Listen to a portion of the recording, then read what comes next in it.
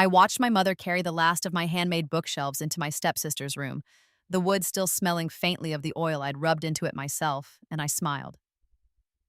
"Thank you so much," Jessica gushed, running her manicured fingers over the smooth oak surface. "These are exactly what I needed for my collection." My mother beamed at her, then shot me a dismissive glance. "Well, Emma, you should be happy to help your sister. She's actually going to use them properly, not like you with your silly notebooks." I nodded sweetly, my phone buzzing in my pocket. Another royalty notification? Another five-figure deposit. My 10th this month. "Of course, Mom," I said, voice honey smooth.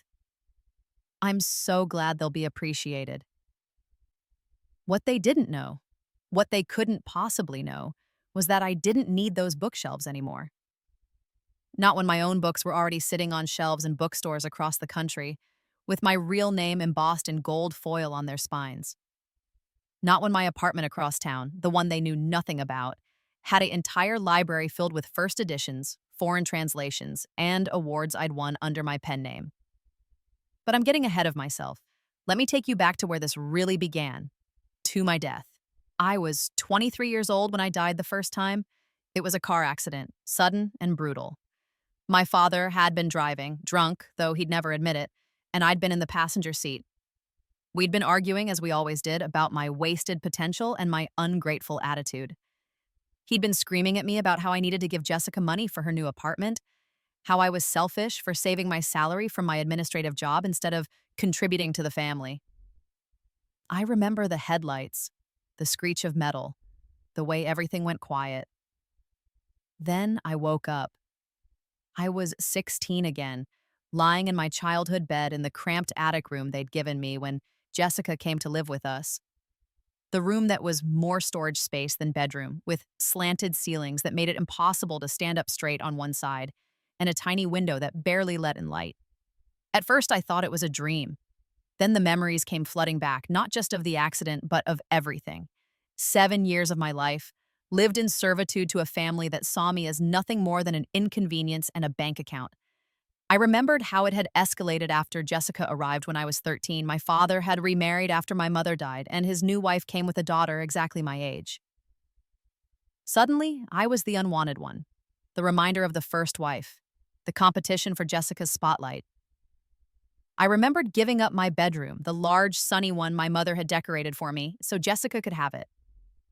"She's going through such a hard time adjusting," they'd said. "Be a good sister." I remembered working part-time jobs all through high school while Jessica got an allowance, paying for my own clothes while she got shopping sprees, cooking dinner for the family while she went to dance classes and art lessons and summer camps. I remembered putting myself through college with loans and scholarships while they paid for Jessica's private university tuition in full. "You're so independent," they'd said. "You don't need our help like she does." I remembered the years after graduation, working a mind-numbing office job, coming home to their demands for money. "Just a little help with the mortgage." Jessica's car broke down. "We need to remodel the kitchen." Never paid back. Never even acknowledged as loans, just expected. Demanded. Taken. I remembered the final year when I'd started writing. Late at night, after work, pouring my pain and anger and loneliness into stories, creating worlds where justice existed, where the underdog won, where families loved each other. I'd finished a manuscript, revised it, was working up the courage to submit it to agents, and then the accident. And my father's slurred words as we'd crashed. "You're killing me with your selfishness, Emma, killing your whole family." Well, not anymore. This time, I knew exactly what was going to happen. I knew every demand they'd make, every guilt trip they'd deploy, every way they'd try to exploit me. And this time, I wasn't going to be the victim. This time, I had 7 years of foreknowledge, 7 years of mistakes to avoid, and 7 years of writing experience already in my head. This time, I was going to win. The first thing I did was write. I was 16, and while everyone thought I was doing homework in my attic room, I was actually transcribing the manuscript I'd completed in my previous life. My fingers flew over my old laptop keyboard, the one I'd bought myself with babysitting money because, of course, they wouldn't buy me one, And within 2 months, I had the full draft completed. But I didn't stop there. I knew what had worked about that manuscript and what hadn't. I knew which agents to query and which would waste my time. I knew which publishing houses were looking for exactly my kind of story and which would reject it without reading. More importantly, I knew something else. I knew how to disappear. At 16, I opened a bank account my family knew nothing about. I used my school address for all correspondence. I created an email they couldn't access. I built a secret life in the margins of the one they thought I was living. By 17, I had an agent. By 18, I had a book deal. And by the time I turned 19, the age I was now, I'd published 3 novels under the pen name Evelyn Moore and had a 4th ready to go. My books were bestsellers. Not massive, not yet, but successful enough that I was making more money than my father earned in his middle management position. Money that went into my secret accounts, my secret apartment, my secret life. And my family had no idea. To them, I was still just Emma, still the disappointing daughter who worked as a secretary at a dental office, still the one who never had time for family dinners because she was always working late, still the one who gave them money when they demanded it, though significantly less than in my previous life, always with an excuse about bills and expenses. "You're so irresponsible with money," my stepmother would sneer. "Not like Jessica. She knows how to save." I'd bite my tongue and nod, thinking about the $15,000 in royalties that had just hit my account, the foreign rights deal for my second book, the film option that was being negotiated for my third. Let them think I was poor. Let them think I was struggling. Let them underestimate me. Because I was building something they couldn't touch, couldn't take, couldn't even see. The bookshelves had been my first mistake in my previous life, and this time, I'd done it deliberately. I'd spent 3 months building them in the garage, using techniques I'd taught myself from YouTube videos. Beautiful, sturdy oak shelves with hand-carved details. My father had watched me work with disdain, making comments about how I was wasting time on hobbies instead of contributing to household expenses. In my previous life, I'd made them for myself for the tiny attic room. I'd filled them with books, my treasures, my escapes, the novels that had kept me sane through years of emotional neglect. And then, just before my 20th birthday, they'd taken them. "Jessica needs bookshelves," my stepmother had announced. "And you've already read all those books. You don't need them taking up space." I'd protested. I'd cried. I'd begged. They'd taken them anyway, along with half my books. "You're being childish," my father had said. "Family shares. Or are you too selfish to understand that?" This time, when my stepmother eyed the finished shelves with that calculating look I'd learned to recognize, I didn't protest. "These are beautiful, Emma," she'd said, her voice dripping with false sweetness. "You know, Jessica's room could really use some better storage." "Of course," I'd said immediately, watching her blink in surprise. "I'd love for her to have them. I made them with love, and I want them to go somewhere they'll be appreciated." My father had looked suspicious. "Really? No complaints?"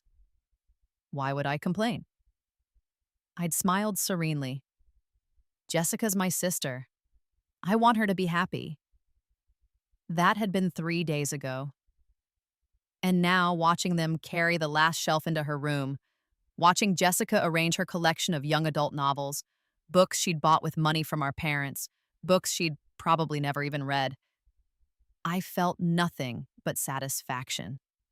Because in my apartment across town, I had custom-built shelving that cost more than their car designed by an actual carpenter, holding first editions worth thousands of dollars. I had foreign translations of my own work, arcs from my favorite authors with personal inscriptions, and a dedicated space for the literary awards I'd won. I didn't need these shelves. I didn't need anything in this house. But they needed to think I did. "Emma, we need to talk." It was Sunday dinner, 2 weeks after the bookshelf incident. The 4 of us sat around the table, me, my father, my stepmother Diane, and Jessica. The same configuration as always, with me helping to serve and clean while Jessica sat like a princess. I knew what was coming.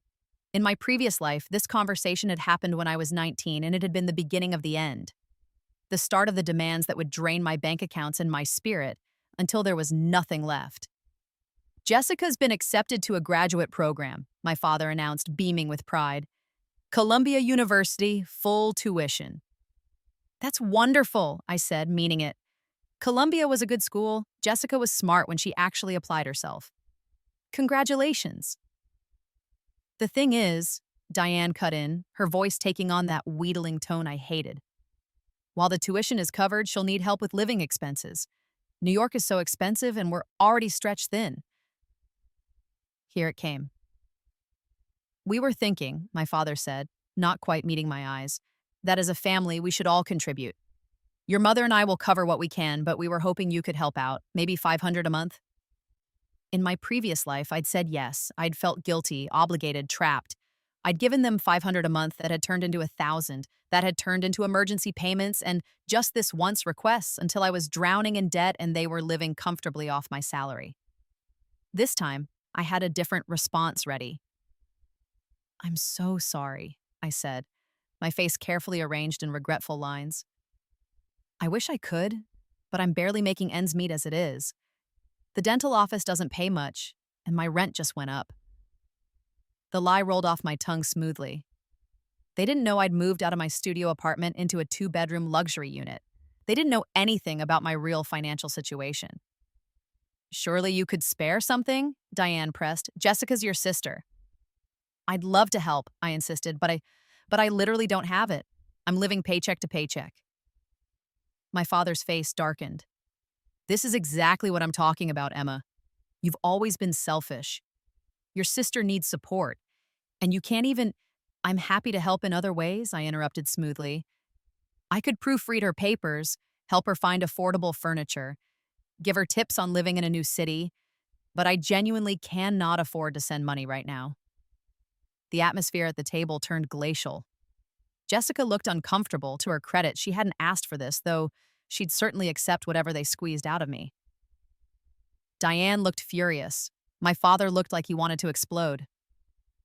We've given you everything, he said, his voice low and dangerous. A roof over your head, food, clothes.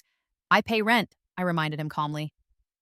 In this timeline, I'd insisted on paying token rent the moment I turned 18, creating a paper trail that proved I was a tenant, not a dependent. I buy my own food and clothes, I contribute to utilities, I help with housework, I'm doing everything I can. It's not enough, Diane snapped. After everything we've done for you, the least you could do is help your sister. I let the silence stretch, then said quietly, I'm sorry you feel that way, but I genuinely cannot give what I don't have. The rest of the dinner was eaten in tense silence.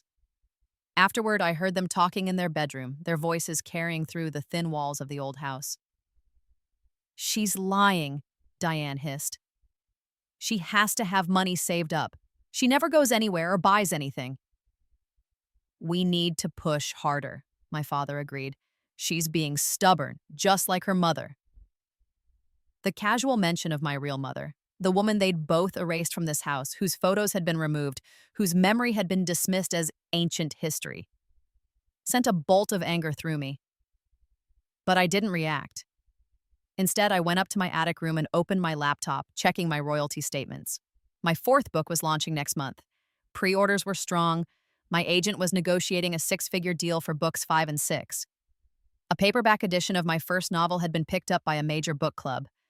By this time next year, I'd be a millionaire. And they'd never know. The real test came 3 months later, at Christmas. Jessica had gone to Columbia, funded by my parents' retirement savings, a choice I knew they'd regret in my previous life when they'd had nothing left and expected me to support them in their old age. In this life, I simply watched and said nothing. I came home for Christmas because refusing would have raised suspicions. I brought modest gifts, things that fit the budget of a struggling dental secretary. A scarf for Diane, a book for my father, a nice pen set for Jessica. Jessica's gifts to me, by contrast, were thoughtless and cheap. A drugstore body wash set, a pair of socks.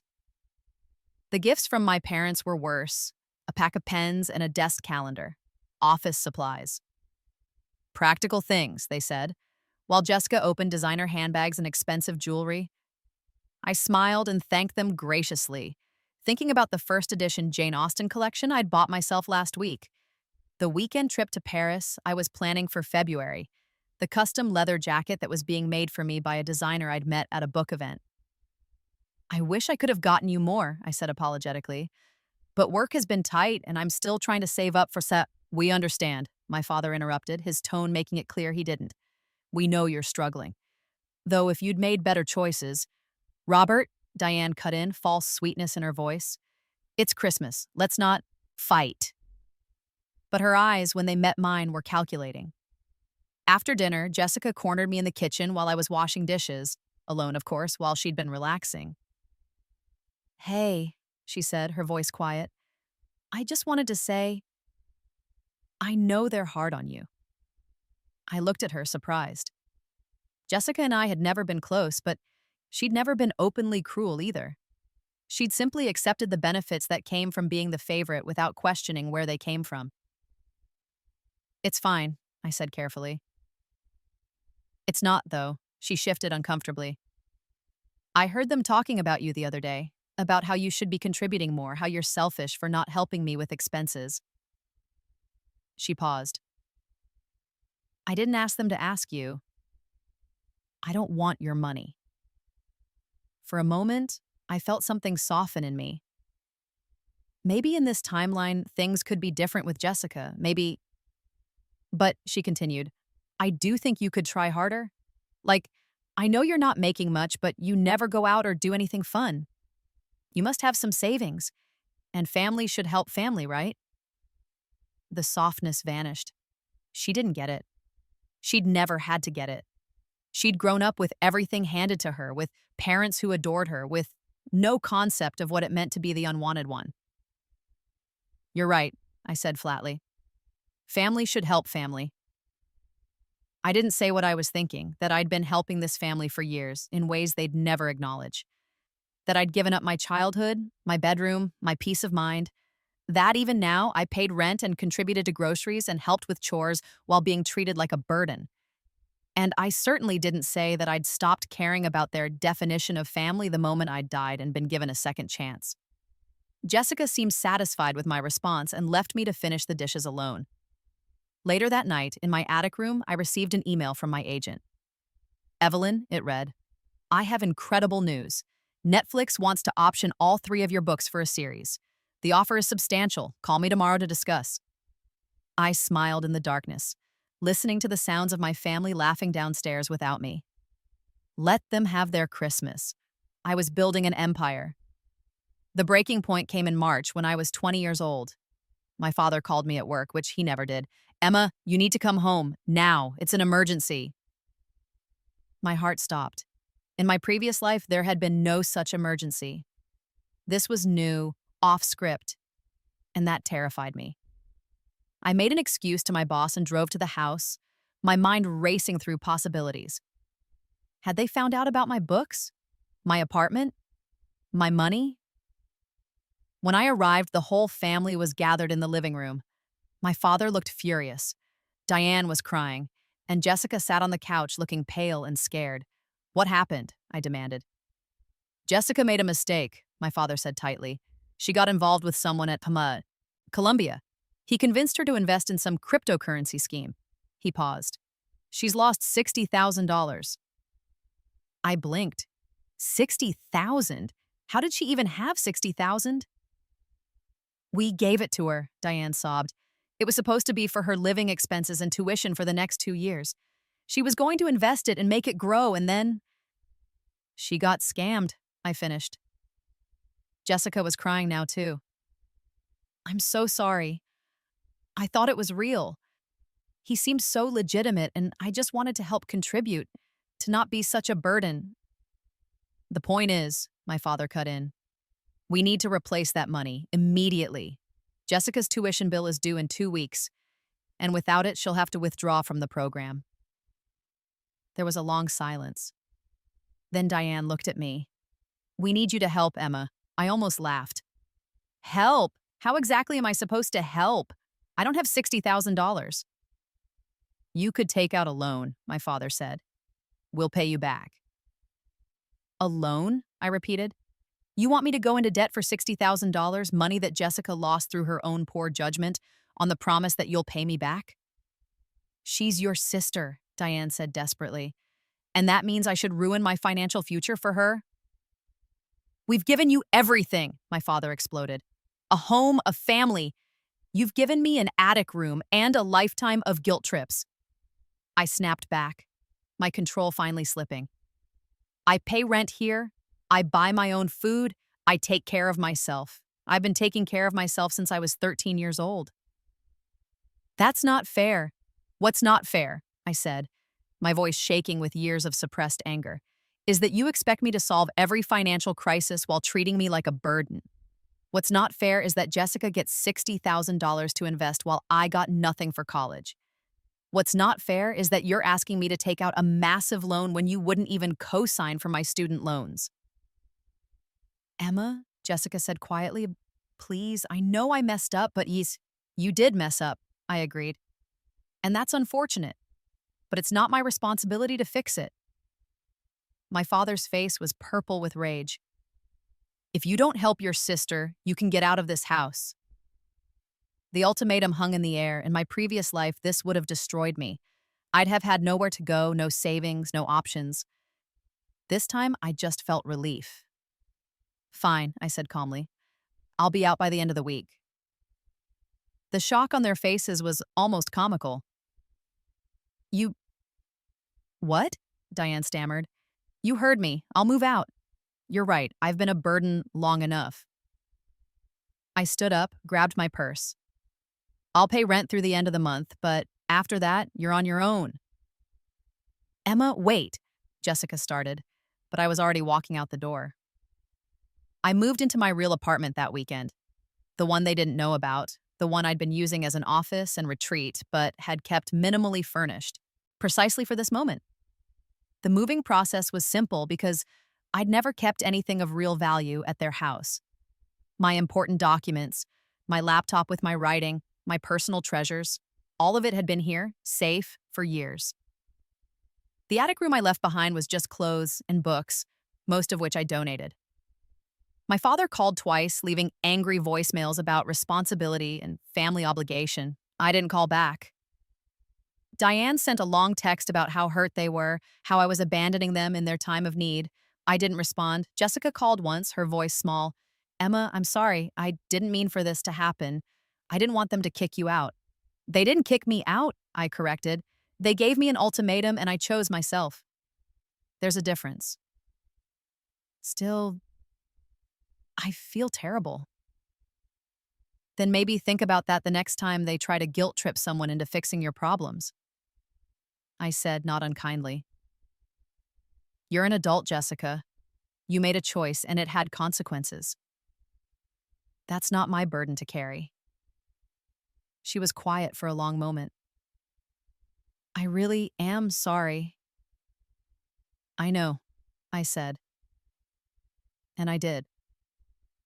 Jessica wasn't malicious, just thoughtless. Spoiled, entitled in a way she didn't even recognize, but that didn't make it my problem anymore. The Netflix deal went through in April. 7 figures for the rights to adapt my trilogy, with me attached as an executive producer and consultant. My agent was ecstatic. Evelyn, this is incredible. You're 20 years old and you've just become a major player in the entertainment industry. I celebrated by buying myself a car, nothing ostentatious, just a reliable sedan, but one I'd paid for in cash. No loans, no debt, just the freedom of owning something outright. My 5th book launched in May to the best reviews yet. It hit the New York Times bestseller list in its first week. I still worked at the dental office. It was good cover, and I liked having somewhere to go, something to structure my days around writing. My coworkers thought I was a nice, quiet girl who was good at her job. They had no idea I was spending my lunch breaks on calls with Hollywood producers and foreign publishers. I didn't hear from my family for 3 months. Then, in June, Jessica showed up at the dental office. How did you find me here? I asked, shocked. You told me where you worked once, years ago, she said. She looked different, thinner, tired, older. Can we talk? We went to a coffee shop down the street. Jessica ordered the cheapest thing on the menu, I noticed. In the past, I said she'd always ordered elaborate drinks without looking at prices. I dropped out of Columbia, she said without preamble. I couldn't afford to continue without the money I lost, and Mom and Dad couldn't help. They're, she paused. They're in bad shape, Emma. They spent all their savings on my tuition and living expenses, and now they have nothing. Dad's talking about having to sell the house. I sipped my coffee and said nothing. I got a job, Jessica continued, at a bookstore. It doesn't pay much, but it's something. I'm living in a studio in Queens with 2 roommates.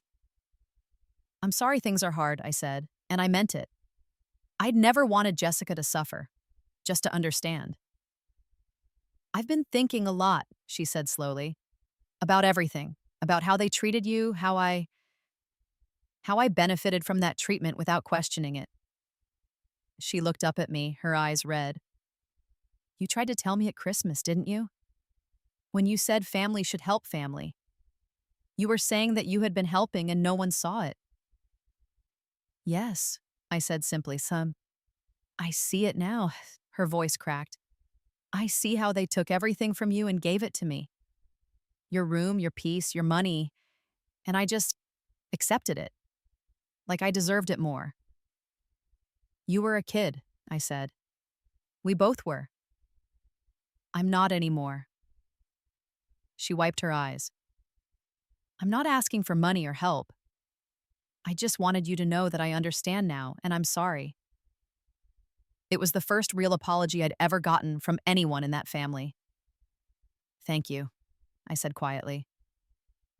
We talked for another hour. Jessica told me about her job, her roommates, her plans to go back to school part-time while working.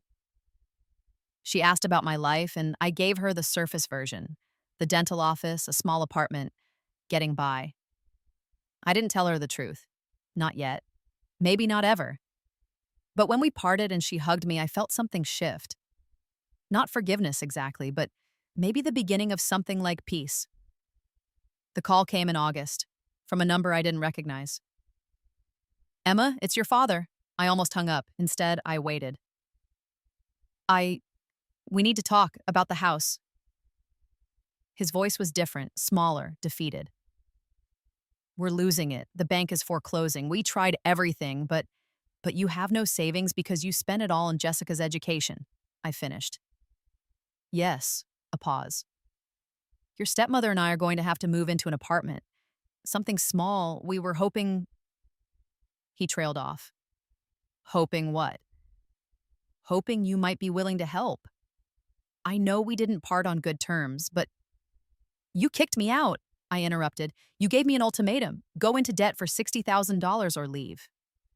I left. That was the choice you gave me. I know, and I regret that. The words sounded like they were being pulled from him with pliers.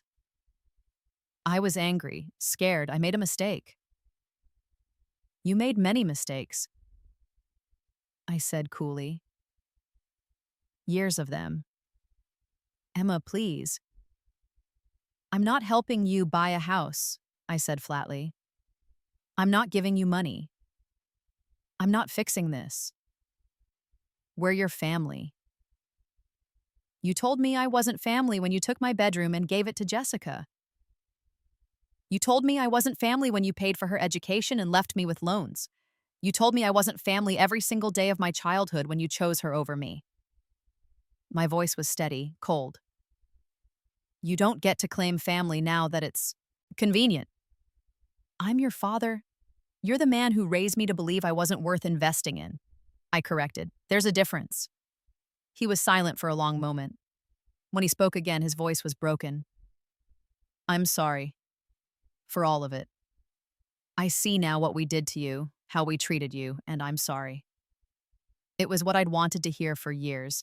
In my previous life, I'd died without ever receiving it. But now that I had it, I found I didn't care.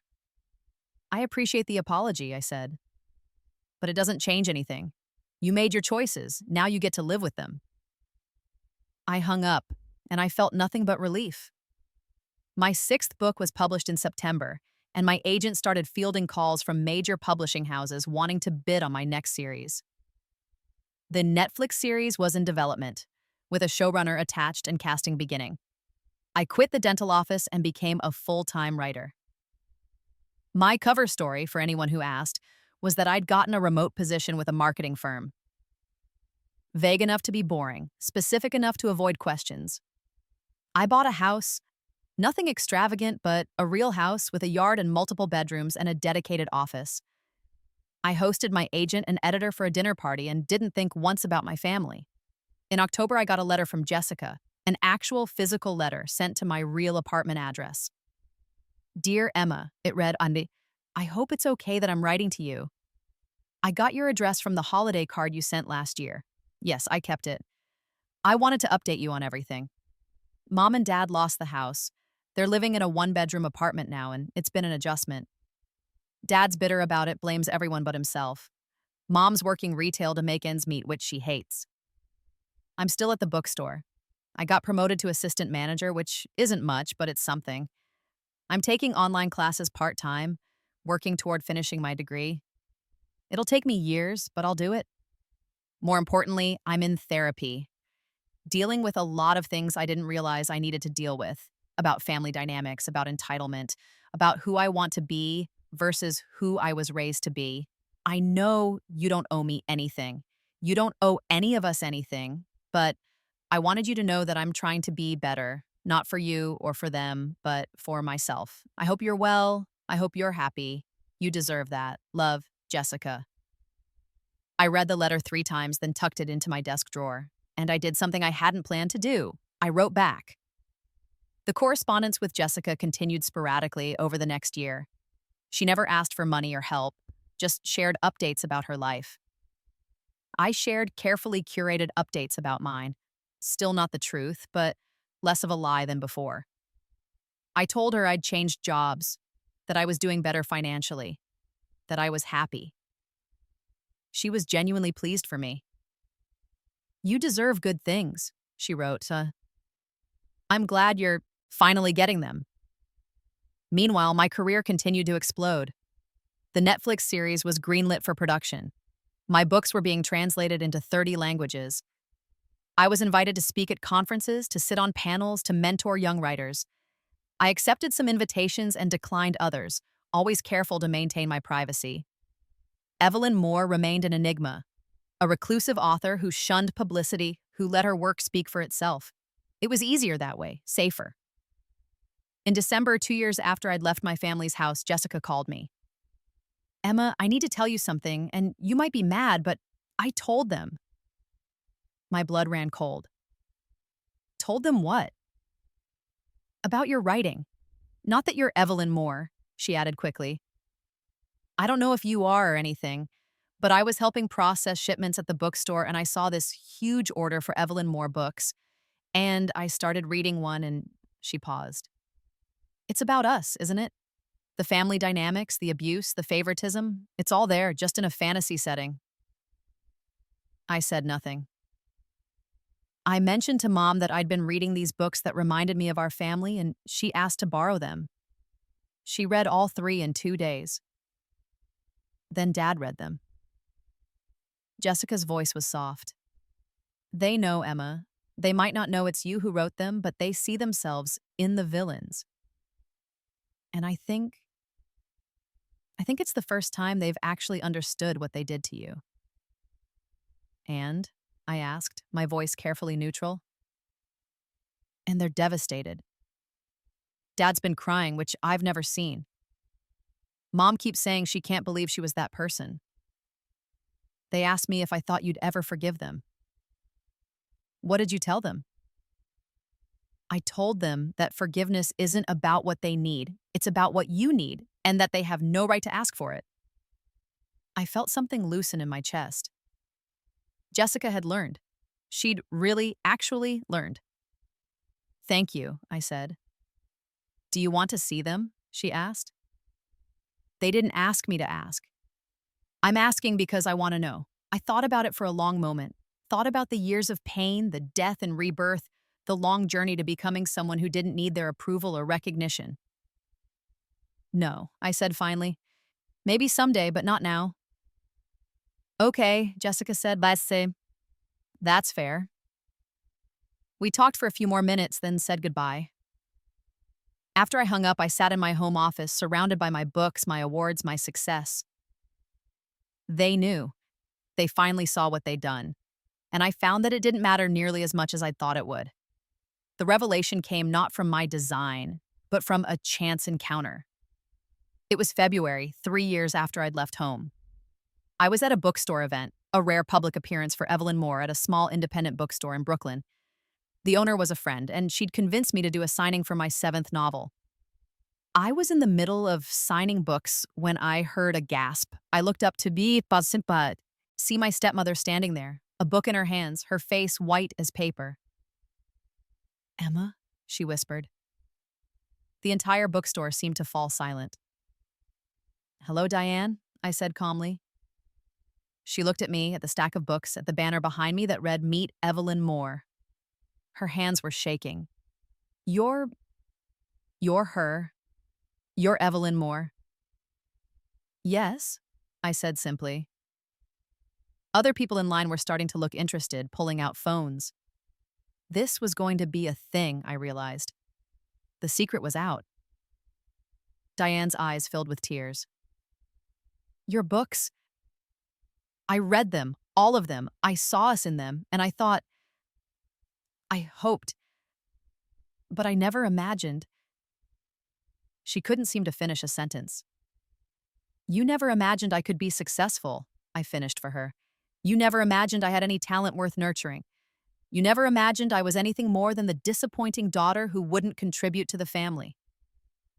She flinched at every word. "How long?" she asked. "How long have you been—" "Since I was 16, I said. "I wrote my first book in that attic room you stuck me in. I've been publishing since I was 18. I've been a best-selling author for 4 years. I paused. "I've been successful the entire time you were telling me I was a failure." "Emma, you spent years making me feel worthless," I continued, my voice level.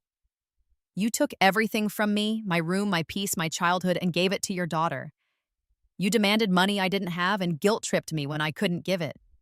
You kicked me out rather than accept that I had boundaries." I looked her in the eye. And through all of it, I was writing, building a career, becoming successful despite every obstacle you put in my way. "I'm so sorry," she sobbed, dead. "We didn't know. We didn't understand." "You didn't want to know," I corrected. "I tried to tell you I was struggling. I tried to explain that I was barely getting by, but you only saw what you wanted to see. A selfish daughter who wouldn't help her family." The bookstore owner approached, concern on her face. "Evelyn, do you need—" "It's fine," I assured her. "This is my stepmother. We're just catching up." I turned back to Diane. "I don't hate you," I said quietly. "I don't feel much of anything for you anymore, honestly. You don't get to take credit for my success, but you also don't get to feel responsible for my pain. I moved past that. I built a life without you." "Can we talk?" she asked desperately. "Please? Your father and I, we've changed. We understand now. Maybe someday," I said. "But not today. Today, I'm here for my readers, for the people who actually support and appreciate my work." I gestured to the line of people waiting patiently with books in hand. "You should probably go." She stood there for another moment, tears streaming down her face, then turned and fled. The incident went viral, of course. Someone had recorded the whole thing, and by that evening, best-selling, author Evelyn Moore Confronts a Strange Family was trending on Twitter. The narrative that emerged was surprisingly sympathetic. A young woman who'd overcome family abuse and neglect to become successful, who'd handled the confrontation with grace and strength. My sales spiked, again. My agent called, equal parts concerned and delighted. "Are you okay? Do we need to do damage control?" "I'm fine," I said. And I was. Let people know the truth. I'm done hiding. Within a week, I'd done 3 major interviews telling my story in carefully edited terms. I didn't go into every detail, didn't name my family members, but I was honest about the abuse, the favoritism, the financial exploitation. The response was overwhelming. Thousands of people shared their own stories of family estrangement, of being the unfavorite child, of fighting to succeed despite being told they were worthless. My books took on new meaning for readers who now understood they were semi-autobiographical. The fantasy elements were clearly escapism, but the emotional core, the abuse, the fighting back, the triumph was real. I became more than just a best-selling author. I became a symbol, and through it all, I kept writing. Jessica reached out 2 days after the bookstore incident. "I saw the video," she said when I answered the phone. "Mom called me hysterical. Dad's apparently locked himself in the bathroom and won't come out." "I didn't plan that," I said. "She just showed up." "I know, and I'm glad you told the truth." She paused. "Can I ask you something?" "Sure." "Are you happy, really truly happy?" I thought about my house, my career, my freedom. I thought about the book I was working on, the stories still inside me waiting to be told. I thought about the fact that I woke up every morning excited about my life instead of dreading it. "Yes," I said, "I really am." "Good," Jessica said, and I could hear the smile in her voice. "You deserve that. You always did." We talked for a while longer. Jessica told me she'd started her own blog writing about her experiences as the golden child and how she was unlearning entitlement. It was raw and honest and getting a surprising amount of attention. "Maybe it runs in the family," she joked. "The writing thing." "Maybe," I agreed. Before we hung up, she said, "For what it's worth, I'm proud of you. I know I have no right to be, given everything, but I am. You did something incredible." "Thank you," I said, and I meant it. The final confrontation came at an author event 6 months later. I was giving a keynote speech at a writers' conference, talking about overcoming obstacles, about using pain as fuel, about the importance of perseverance. The audience was packed, over 1,000 people, and in the back row I saw them, my father, Diane, and Jessica. I almost stumbled over my words but caught myself. I'd prepared for this possibility, had mentally rehearsed what I'd do if they showed up. I kept them out, speaking.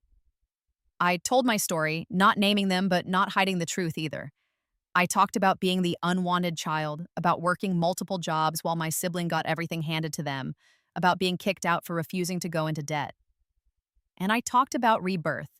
Not literal rebirth, but the metaphorical kind, the decision to stop being a victim, to take control of my own narrative, to build something they couldn't take from me.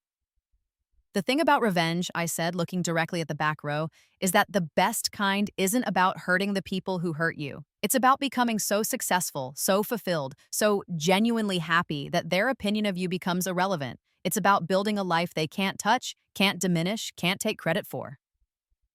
The audience applauded. I saw my father drop his head into his hands. After the speech, during the book signing, they waited in line, all three of them. When they reached the front, my father spoke first. "Emma, your speech was..." "It was powerful and painful and true." I waited.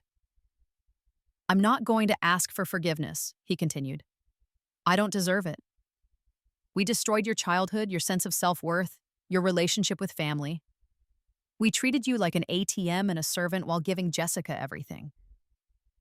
He looked at me with red-rimmed eyes. "But I want you to know that I see it now. I see what we did. And I'm sorry." Diane nodded, crying silently. Jessica just smiled at me, a sad, proud smile. I looked at them, these people who'd shaped my life in such painful ways, who'd driven me to death in one timeline and to triumph in another. "I appreciate the apology," I said finally. "I do, and I hope you can be better people moving forward." I paused. "But I don't need anything from you, not money, not acknowledgement, not a relationship. I have everything I need." "We know," my father said quietly. "We just wanted you to know that we're proud of you, even though we have no right to be." I signed their books, all three of them, with the same inscription. "To family, may you find the grace to grow." As they walked away, I felt the final piece of old pain dissolve. They'd acknowledged what they'd done. They'd apologized. They'd seen my success, and none of it mattered as much as the fact that I'd built a life I loved. Epilogue, 5 years later. I'm 25 now, and my life is beyond anything I imagined in either timeline. I've published 12 books. The Netflix series is in its third season and has won multiple awards. I've won a National Book Award. My face has been on the cover of Time magazine as one of their next generation leaders. I bought my dream house, a sprawling property with a dedicated library, a writing cottage in the garden, and enough space for the rescue dogs I've adopted. I travel when I want, write what I want, live exactly as I want. I'm in a relationship with another writer, someone who understands the creative process and respects my need for solitude, someone who never knew the old Emma, only the woman I chose to become. Jessica and I have coffee once a month. She finished her degree and now works as a social worker, specializing in family dynamics and helping adult children of narcissistic parents. She's found her own path to healing and meaning. As for my father and Diane, they're not in my life, and I'm at peace with that. I heard through Jessica that they're doing okay, living a quiet life, trying to be better people. That's all I need to know. The bookshelves they took from me in both timelines are long gone. But my apartment across town has an entire library now, custom built, filled with books I love, books I wrote, books that represent everything I fought for. Sometimes, late at night when I'm writing, I think about that moment in my previous life, the car accident, the death, the second chance. I think about how close I came to living a life of servitude and suffering, dying with nothing but regret. Instead, I died and came back with knowledge, with power, with the ability to rewrite my story, and I did. I let them take the bookshelves because I didn't need them anymore. I'd already published my own books, built my own library, created my own legacy. They thought they were taking something from me. They had no idea I'd already won. I'm working on my 13th book now, a story about rebirth, about second chances, about the girl who died and came back determined to live. It's dedicated to everyone who's ever been told they weren't enough, because you are, and your best revenge is proving it.